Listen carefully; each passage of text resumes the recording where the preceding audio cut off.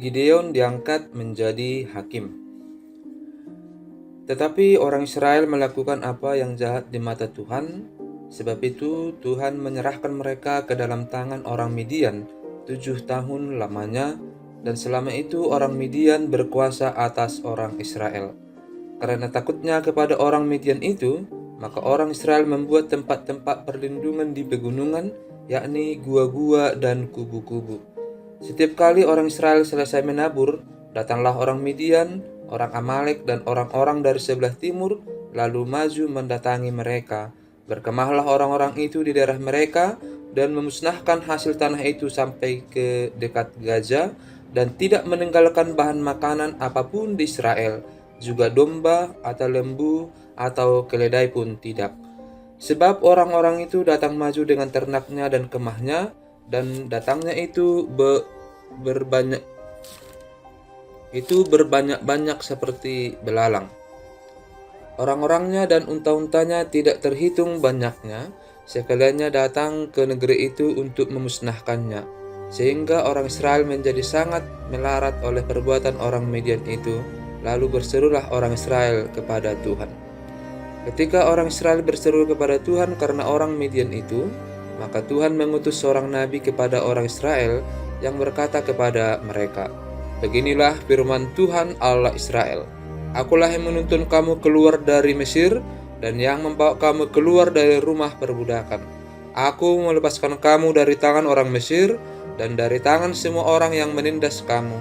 Bahkan aku menghalau mereka dari depanmu, dan negeri mereka aku berikan kepadamu. Dan aku telah berfirman kepadamu, Akulah Tuhan Allahmu, maka janganlah kamu menyembah Allah orang Amori yang negerinya kamu diami ini, tetapi kamu tidak mendengarkan firmanku itu." Kemudian datanglah malaikat Tuhan dan duduk di bawah pohon terbantin di Ofra, kepunyaan Yoas orang Abiezer itu, sedang Gideon anaknya mengirik gandum dalam tempat pemerasan anggur agar tersembunyi bagi orang Midian. Malaikat Tuhan menampakkan diri kepadanya dan berfirman kepadanya demikian, "Tuhan menyertai engkau, ia pahlawan yang gagah berani." Jawab Gideon kepadanya, "Ah, Tuanku, jika Tuhan menyertai kami, mengapa semua ini menimpa kami? Di manakah segala perbuatan-perbuatannya yang ajaib yang diceritakan oleh nenek moyang kami kepada kami, ketika mereka berkata, 'Bukankah Tuhan telah menuntun kita keluar dari Mesir?' Tetapi sekarang Tuhan membuang kami dan menyerahkan kami ke dalam cengkeraman orang Midian." Lalu berpalinglah Tuhan kepadanya dan berfirman, "Pergilah dengan kekuatanmu ini dan selamatkanlah orang Israel dari cengkeraman orang Midian. Bukankah aku mengutus engkau?" Tetapi jawabnya kepadanya, "Ah, Tuhanku, dengan apakah akan kuselamatkan orang Israel? Ketahuilah, kaumku adalah yang paling kecil di antara suku Manasye, dan aku pun seorang yang paling muda di antara kaum keluargaku." Berfirmanlah Tuhan kepadanya, "Tetapi akulah yang menyertai engkau, sebab itu engkau akan memukul kalah orang Midian itu sampai habis." Maka jawabnya kepadanya, "Jika sekiranya aku mendapat kasih karunia di matamu, maka berikanlah kepadaku tanda bahwa engkau sendirilah yang berfirman kepadaku. Janganlah kiranya pergi dari sini sampai aku datang kepadamu membawa persembahanku dan meletakkannya di hadapanmu." Firman-Nya, "Aku akan tinggal sampai engkau kembali." Masuklah Gideon ke dalam, lalu mengolah seekor anak kambing dan roti yang tidak beragi dari seeva tepung. Ditaruhnya daging itu ke dalam bakul dan kuahnya ke dalam periuk. Dibawanya itu kepadanya ke bawah pohon terbantin, lalu disuguhkannya. Berfirmanlah malaikat Allah kepadanya, "Ambillah daging dan roti yang tidak beragi itu, letakkanlah ke atas batu ini dan curahkan kuahnya." Maka diperbuatnya demikian. Dan malaikat Tuhan mengulurkan tongkat yang ada di tangannya, dengan ujungnya disinggungnya daging dan roti itu, maka timbullah api dari batu itu dan memakan habis daging dan roti itu. Kemudian hilanglah malaikat Tuhan dari pandangannya. Maka tahulah Gideon bahwa itulah malaikat Tuhan. Lalu katanya, "Celakalah aku, Tuhanku Allah, sebab memang telah kulihat malaikat Tuhan dengan berhadapan muka." Tetapi berfirmanlah Tuhan kepadanya, Selamatlah engkau, jangan takut, engkau tidak akan mati." Lalu Gideon mendirikan mezbah di sana bagi Tuhan dan menamainya Tuhan itu keselamatan. Mezbah itu masih ada sampai sekarang di Afra, kota orang Abiezer. Pada malam itu juga Tuhan berfirman kepadanya, "Ambillah seekor lembu jantan kepunyaan ayahmu, yakni lembu jantan yang kedua, berumur 7 tahun. Runtuhkanlah mezbah Baal kepunyaan ayahmu, dan tebanglah tiang berhala yang di dekatnya. Kemudian dirikanlah mezbah bagi Tuhan Allahmu di atas kubu pertahanan ini dengan disusun baik. Lalu ambillah lembu jantan yang kedua, dan persembahkanlah korban bakaran dengan kayu tiang berhala yang akan kau tebang itu." Kemudian Gideon membawa 10 orang hambanya, dan diperbuatnyalah seperti yang difirmankan Tuhan kepadanya. Tetapi karena ia takut kepada kaum keluarganya dan kepada orang-orang kota itu untuk melakukan hal itu pada waktu siang, maka dilakukannya pada waktu malam. Ketika orang-orang kota itu bangun pagi-pagi, tampaklah telah dirobohkan mezbah Baal itu, telah ditebang tiang berhala yang di dekatnya, dan telah dikorbankan lembu jantan yang kedua di atas mezbah yang didirikan itu. Berkatalah mereka seorang kepada yang lain, "Siapakah yang melakukan hal itu?" Setelah diperiksa dan ditanya-tanya, maka kata orang, "Gideon bin Yoas, dialah yang melakukan hal itu." Sesudah itu berkatalah orang-orang kota itu kepada Yoas, "Bawalah anakmu itu keluar, dia harus mati, karena ia telah merobohkan mezbah Baal, dan karena ia telah menebang tiang berhala yang di dekatnya." Tetapi jawab Yoas kepada semua orang yang mengerumuninya itu, "Kamu mau berjuang membela Baal, atau kamu mau menolong dia? Siapa yang berjuang membela Baal akan dihukum mati sebelum pagi. Jika Baal itu Allah, biarlah ia berjuang membela dirinya sendiri setelah mezbahnya dirobohkan orang." Dan pada hari itu diberikan oranglah nama Yerubbaal kepada Gideon, karena kata orang, "Biarlah Baal berjuang dengan dia setelah dirobohkannya mezbahnya itu." Seluruh orang Midian dan orang Amalek dan orang-orang dari sebelah timur telah berkumpul bersama-sama. Mereka telah menyeberang dan berkemah di lembah Yizreel. Pada waktu itu, roh Tuhan menguasai Gideon, ditiupnyalah sangkakala, dan orang-orang Abiezer dikerahkan untuk mengikuti dia. Juga dikirimnya pesan kepada seluruh suku Manasye, dan orang-orang ini pun dikerahkan untuk mengikuti dia. Dikirimnya pula pesan kepada suku Asyir, Zebulon dan Naptali, dan orang-orang ini pun maju untuk menggabungkan diri dengan mereka. Kemudian berkatalah Gideon kepada Allah, "Jika engkau mau menyelamatkan orang Israel dengan perantaranku, seperti yang kau firmankan itu, maka aku membentangkan guntingan bulu domba di tempat pengeringan. Apabila hanya di atas guntingan bulu itu ada embun, tetapi seluruh tanah di situ tinggal kering, maka tahulah aku bahwa engkau mau menyelamatkan orang Israel dengan perantaraanku, seperti yang kau firmankan." Dan demikianlah terjadi. Sebab keesokan harinya pagi-pagi ia bangun, dipulasnya guntingan bulu itu, dan diperasnya air embun dari guntingan bulu itu secawan penuh air. Lalu berkatalah Gideon kepada Allah, "Janganlah kiranya murkamu bangkit terhadap aku, apabila aku berkata lagi, sekali ini saja. Biarkanlah aku satu kali lagi saja mengambil percobaan dengan guntingan bulu itu, sekiranya yang kering hanya guntingan bulu itu, dan di atas seluruh tanah itu ada embun." Dan demikianlah diperbuat Allah pada malam itu, sebab hanya guntingan bulu itu yang kering, dan di atas seluruh tanah itu ada embun. Gideon mengusir musuh. Adapun Yerubbaal, itulah Gideon, bangun pagi-pagi dengan segala rakyat yang bersama-sama dengan dia. Lalu mereka berkemah dekat mata air Harod. Perkemahan orang Midian itu ada di sebelah utaranya, dekat Bukit More di lembah.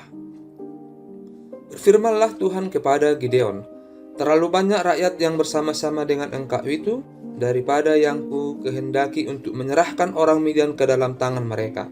Jangan-jangan orang Israel memegah-megahkan diri terhadap aku sambil berkata, 'Tanganku sendirilah yang menyelamatkan aku.' Maka sekarang serukanlah kepada rakyat itu demikian, siapa yang takut dan gentar, biarlah ia pulang enyah dari pegunungan Gilead. Lalu pulanglah 22.000 orang dari rakyat itu, dan tinggallah 10.000 orang. Tetapi Tuhan berfirman kepada Gideon, "Masih terlalu banyak rakyat, suruhlah mereka turun minum air, maka aku akan menyaring mereka bagimu di sana. Siapa yang kufirmankan kepadamu, inilah orang yang akan pergi bersama-sama dengan engkau, dialah yang akan pergi bersama-sama dengan engkau. Tetapi barang siapa yang kufirmankan kepadamu, inilah orang yang tidak akan pergi bersama-sama dengan engkau, dialah yang tidak akan pergi." Lalu Gideon menyuruh rakyat itu turun minum air, dan berfirmanlah Tuhan kepadanya, "Barang siapa yang menghirup air dengan lidahnya seperti anjing menjilat, haruslah kau kumpulkan tersendiri, demikian juga semua orang yang berlutut untuk minum." Jumlah orang yang menghirup dengan membawa tangannya ke mulutnya ada 300 orang, tetapi yang lain dari rakyat itu semuanya berlutut minum air. Lalu berfirmanlah Tuhan kepada Gideon, "Dengan ke-300 orang yang menghirup itu akan kuselamatkan kamu. Aku akan menyerahkan orang Midian ke dalam tanganmu, tetapi yang lain dari rakyat itu semuanya boleh pergi masing-masing ke tempat kediamannya." Dari rakyat itu mereka mengambil bekal dan sangkakala. Demikianlah seluruh orang Israel disuruhnya pergi masing-masing ke kemahnya, tetapi ke-300 orang itu ditahannya. Adapun perkemahan orang Midian ada di bawahnya di lembah. Pada malam itu berfirmanlah Tuhan kepadanya, "Bangunlah, turunlah menyerbu perkemahan itu, sebab telah kuserahkan itu ke dalam tanganmu. Tetapi jika engkau takut untuk turun menyerbu, turunlah bersama dengan para pura bujangmu ke perkemahan itu, maka kau dengarlah apa yang mereka katakan. Kemudian engkau akan mendapat keberanian untuk turun menyerbu perkemahan itu." Lalu turunlah ia bersama dengan pura bujangnya itu sampai kepada penjagaan terdepan laskar di perkemahan itu.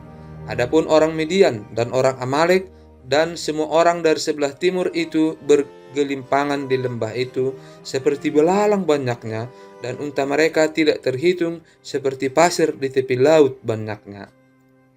Ketika Gideon sampai ke situ, kebetulan ada seorang menceritakan mimpinya kepada temannya. Katanya, "Aku bermimpi, tampak sekeping roti jelai terguling masuk ke perkemahan orang Midian. Setelah sampai ke kemah ini, dilanggarnyalah kemah ini sehingga roboh dan dibongkar bangkirkannya. Demikianlah kemah ini habis runtuh." Lalu temannya menjawab, "Ini tidak lain dari pedang Gideon bin Yoas orang Israel itu. Allah telah menyerahkan orang Midian dan seluruh perkemahan ini ke dalam tangannya." Segera sesudah Gideon mendengar mimpi itu diceritakan dengan maknanya, sujudlah ia menyembah. Kemudian pulanglah ia ke perkemahan orang Israel lalu berkata, "Bangunlah, sebab Tuhan telah menyerahkan perkemahan orang Midian ke dalam tanganmu." Sesudah itu dibaginyalah ke-300 orang itu dalam 3 pasukan, dan ke tangan mereka semuanya diberinya sangkakala dan buyung kosong dengan suluh di dalam buyung itu.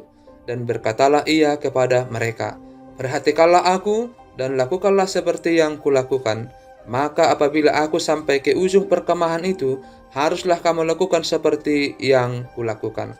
Apabila aku dan semua orang yang bersama dengan aku meniup sangkakala, maka haruslah kamu juga meniup sangkakala sekeliling seluruh perkemahan itu dan berseri, 'Demi Tuhan dan demi Gideon.'" Lalu Gideon dan ke-100 orang yang bersama-sama dengan dia sampai ke ujung perkemahan itu pada waktu permulaan giliran jaga tengah malam, ketika penjaga-penjaga baru saja ditempatkan.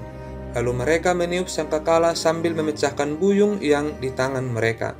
Demikianlah ketiga pasukan itu bersama-sama meniup sangkakala dan memecahkan buyung dengan memegang obor di tangan kirinya dan sangkakala di tangan kanannya untuk ditiup serta berseru, "Pedang demi Tuhan dan demi Gideon." Sementara itu, tinggallah mereka berdiri masing-masing di tempatnya sekeliling perkemahan itu, tetapi seluruh tentara musuh menjadi kaca balau, berteriak-teriak dan melarikan diri. Sedang ke-300 orang itu meniup sangkakala, maka di perkemahan itu Tuhan membuat pedang yang seorang diarahkan kepada yang lain. Lalu larilah tentara itu sampai ke Betsita, ke arah Zerera, sampai ke pinggir Abel Mehola dekat Tabat. Kemudian dikerahkanlah orang-orang Israel dari suku Naftali dan dari suku Asyer dan dari segenap suku Manasye, lalu mereka mengejar orang Midian itu.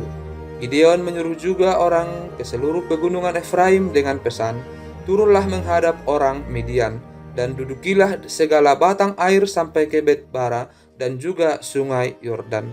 Maka semua orang Efraim dikerahkan, lalu mereka menduduki segala batang air sampai ke Bet-bara juga sungai Yordan.